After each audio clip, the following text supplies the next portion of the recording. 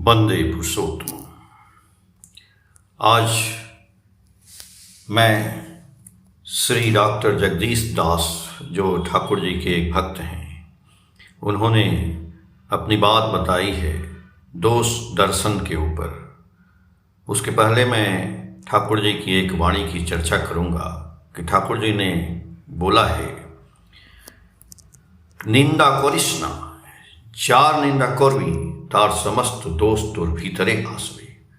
यदि निंदा करबी साक्षात करबी बोलबे, ए भाई सुने छी तोर ई दोष। ठाकुर जी कह रहे हैं कि निंदा करो नहीं, निंदा करिस ना। फिर आगे बोल रहे हैं कि जिसकी निंदा करोगे उसका समस्त दोष तुम्हारे भीतर आ जाएगा। यदि निंदा करना ही है तो उसके समक्ष, उसके सामने बोलो और उसको बताओ कि तुम्हारे अंदर ये दोष है।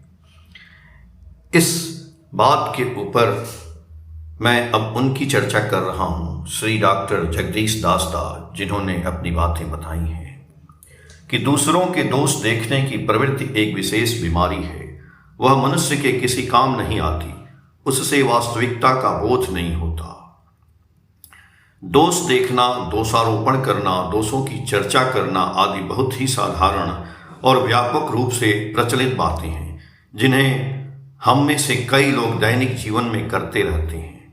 कभी सचेत रूप से तो कभी अनजाने में ही दूसरों की निंदा के सुर में सुर मिलाते हुए खुद भी निंदा रूपी क्रिया के कर्ता बन जाते हैं। अधिकांश मामलों में जिसकी निंदा की जा रही है उसके निंदा के समय अनुपस्थित रहने के कारण यह काम बिना किसी बाधा और निडरता के पूरा हो जाता है।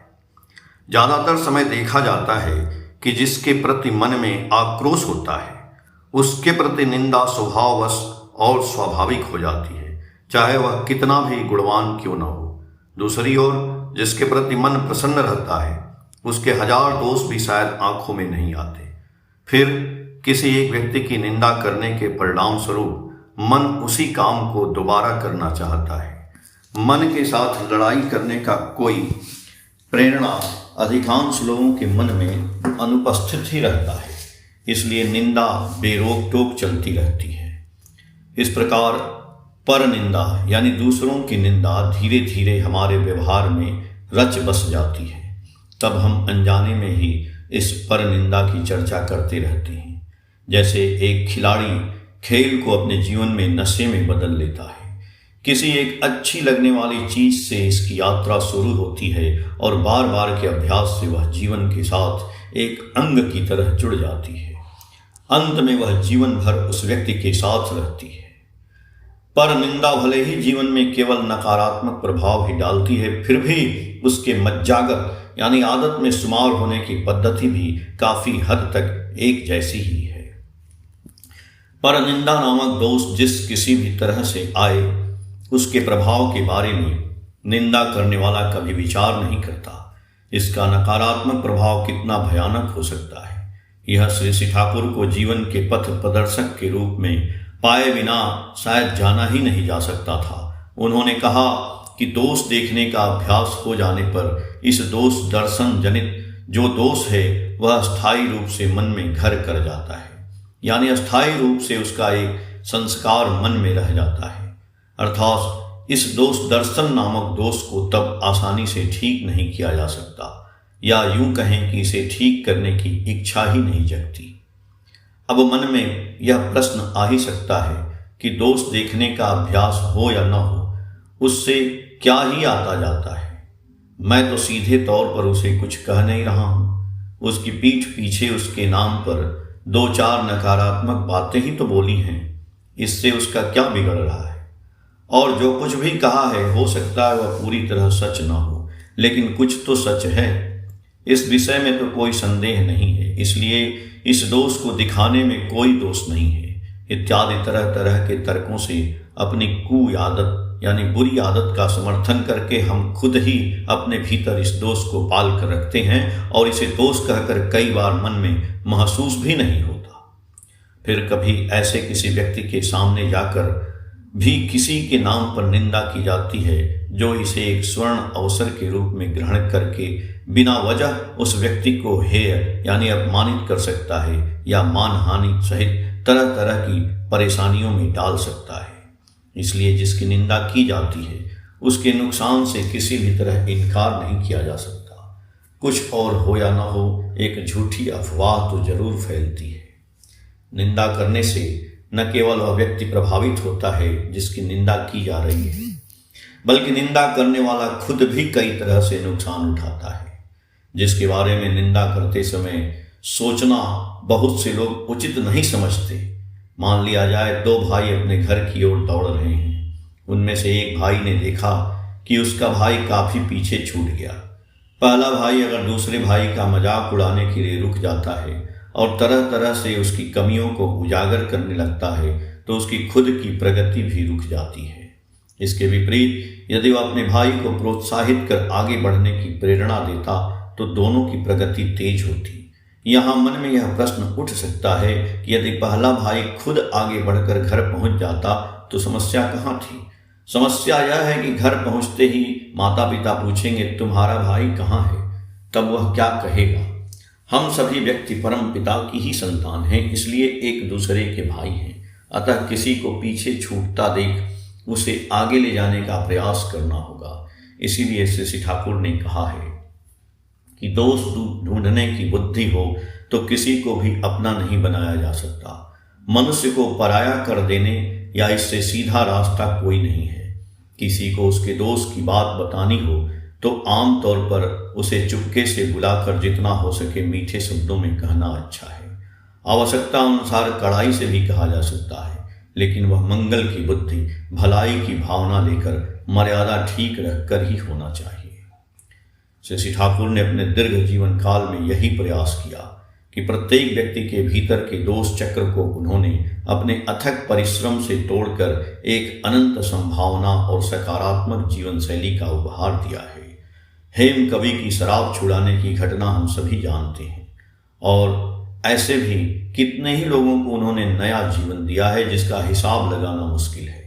भले ही हमें उन्हें सशरीर देखने का सौभाग्य न मिला हो, लेकिन उन्होंने दीक्षा के साथ यजन, याजन, इष्टवृत्ति, स्वस्तैनी और सदाचार जैसी जो परम संपत्ति छोड़ी है, जिस पर चलने से हम में से प्रत्येक व्यक्ति दोष मुक्त व्यक्तित्व का स्वामी हो सकता है और दूसरों को भी वैसा बनने की प्रेरणा दे सकता है। इसके अलावा उनके वंशज आज भी उनकी इसी परंपरा को आगे बढ़ा रहे हैं।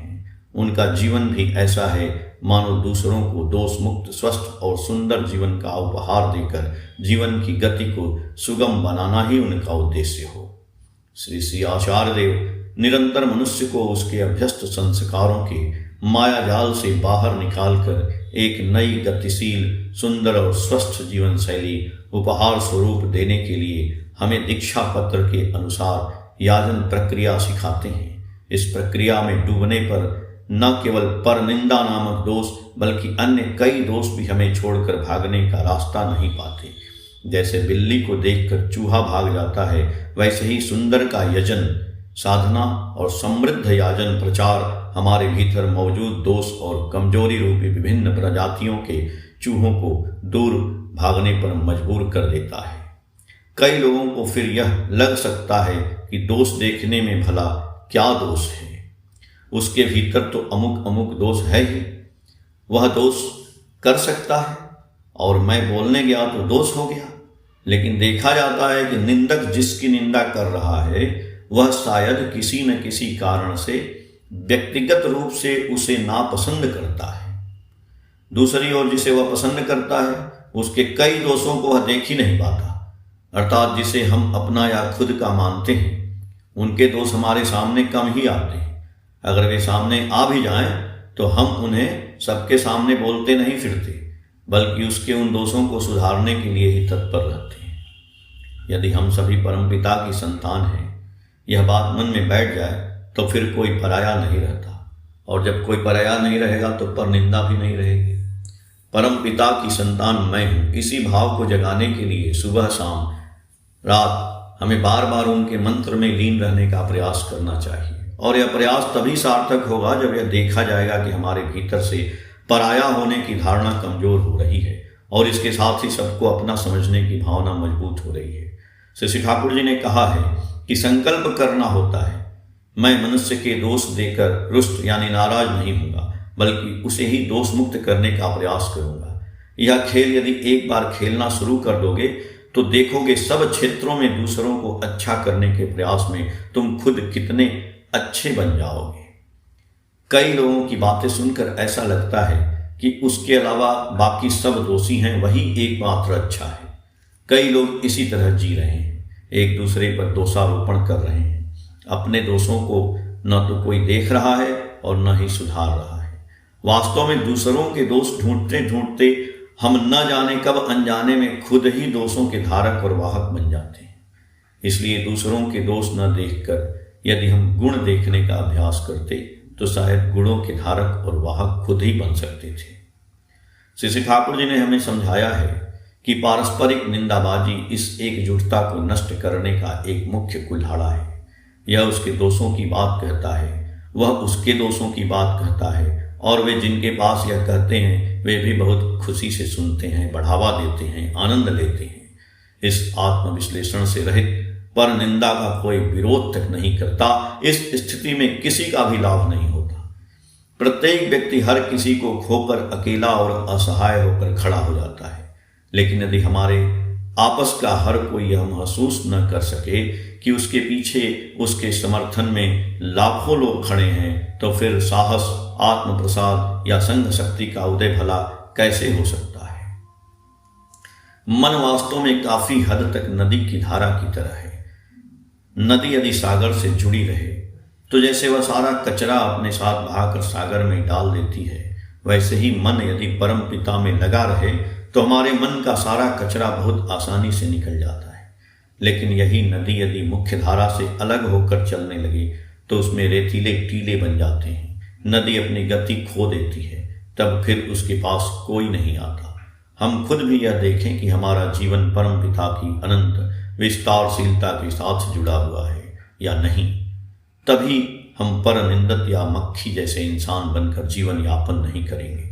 तब हम सब मिलकर जीवन के मार्ग पर, उन्नति के मार्ग पर आगे बढ़ते रहेंगे। दीक्षा पत्र के अनुसार जिन्होंने याजन प्रक्रिया में भाग लिया है उनमें हमने देखा है कि कितने ही कर्महीन लोगों को कर्म का मार्ग मिला है और उन्होंने जीवन को कर्मठ बनाया है। दिशाहीन व्यक्ति ने जीवन की दिशा पाली है, उसकी निराशा दूर हुई है। निराशा से भरे न जाने कितने जीवनों को एक भरोसा मिला है। फिर जब भी हम खुद को इस स्रोत, उन्मुक्ता, परम पिता के मार्ग से हटा लेते हैं, हम तुरंत ही फिर से उसी पुराने अंधकार में चले जाते हैं। इसलिए भविष्य में हम कैसा जीवन जिएंगे यह काफी हद तक हमारे खुद के ऊपर ही निर्भर करता है। जय गुरु।